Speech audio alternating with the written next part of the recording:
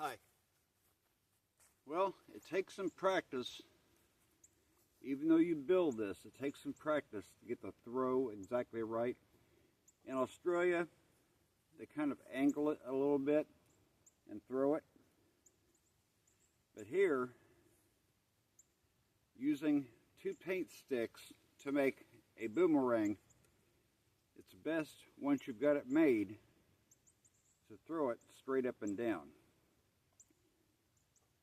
Now what you want to do is you want to get these perfectly centered with a T-square.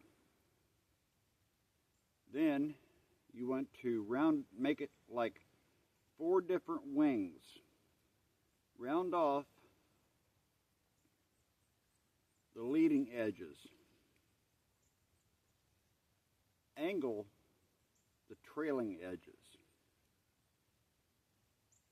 And then once you've got it built,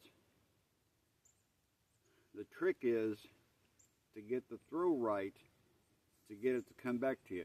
I've got it to where it curves around, but I don't have the throw right yet to make it come right back to me. It almost gets there, but not quite. Ooh, there we go.